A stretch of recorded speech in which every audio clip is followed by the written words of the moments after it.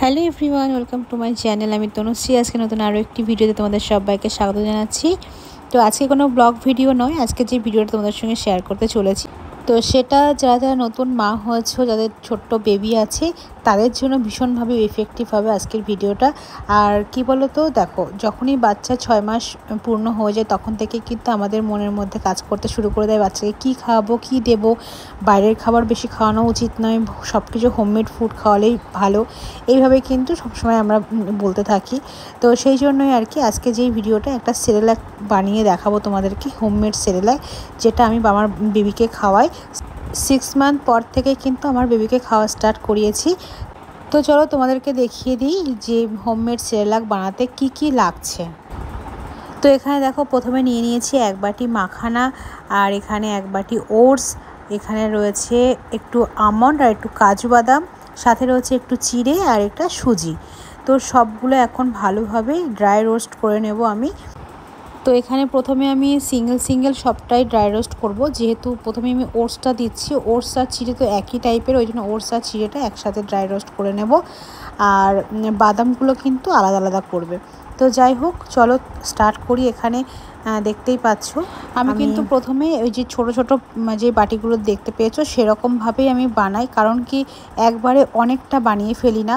অনেকটা বানিয়ে ফেললে কিন্তু ওটা দীর্ঘদিন স্টোরেজ করে রাখলে নষ্ট হয়ে যায়।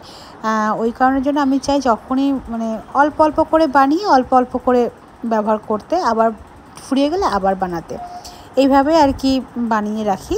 তো এখানে দেখো, প্রথমে ওটসটা ড্রাই রোস্ট করে নিলাম। ওটস, তারপর চিড়ে আর মাখনাটা একই টাইপের, তো ওই জন্য ওগুলো একসাথে ড্রাই রোস্ট করলাম। তারপরে এখানে বাদামগুলো আলাদা করে করলাম, আর ওর মধ্যে একটু সুজিও দিয়ে দিয়েছি, আর সামান্য একটু এলাচ দিয়ে দেবো। দুটো ফল দেবে এলাচের, কারণ যে একটা গন্ধ সেটা বেশ সুন্দর হবে, জাস্ট ফ্লেভারের জন্য। তো এখানে দেখো, মিক্সিং জারের মধ্যে কিন্তু আমি ওগুলো সবগুলো দিয়ে একটু হালকা ঠান্ডা করার পরে ভালোভাবে মিক্সিতে ব্লেন্ড করে নিয়েছি। নিয়ে এরকম একটা কন্টেনারে আমি আটকে রেখেছি, পুরো এয়ারটাইট কন্টেনারে। তো এবার তোমাদেরকে দেখাই এটা আমি কীভাবে বানাই। বেসিক্যালি আমি এটা ব্রেকফাস্টে ওকে খাইয়ে থাকি। তো প্রথমে একটা প্যানের মধ্যে এমনি নর্মাল ঠান্ডা জল নেবে, তার মধ্যে 1 চামচ, যা যেরকম পরিমাপ লাগবে সেরকমভাবে নিয়ে নেবে, কারণ ঠান্ডা জলের ভালোভাবে গুলতে সুবিধা হবে। এমনি কিন্তু গরম জলে দিলে একটু দানা দানা হয়ে যাবে। তো প্রথমে ঠান্ডা জল এরকম করে গুলিয়ে নিয়ে, আর যে ঠান্ডা জলটা আমি ইউজ করছি এটা কিন্তু ফোটানো ঠান্ডা জল। তো এটা তারপরে আমি একটু বসিয়ে ভালো করে 5 মিনিট মতো ভালো করে ফুটিয়ে নেব। তাহলেই সুন্দর একটা বেশ, যা যেরকম থিক দরকার, একটু মিডিয়াম থিক বা একটু পাতলা পাতলা রাখবে, যার যেরকম প্রয়োজন সেভাবে রাখবে, যে বাচ্চা যেভাবে খেতে পারবে।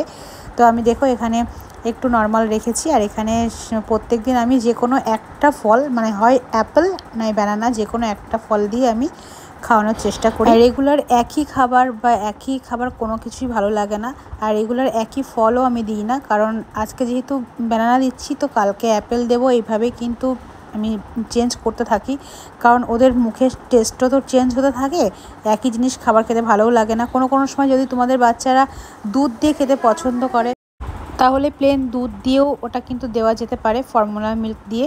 কিন্তু আমার বেবি আমি দেখেছি দুধ দিয়েও একদমই খেতে চায় না, যার কারণের জন্য কিন্তু আমি শুধুমাত্র ফ্রুটস দিয়েই দিই। তো এখানে দেখো, আমি একটা কলা ম্যাশ করে নিয়েছি, যেহেতু সিঙ্গাপুরি কলা অনেকটা বড় হয়, সেই জন্য আমি হাফ দিয়েছি এখানে।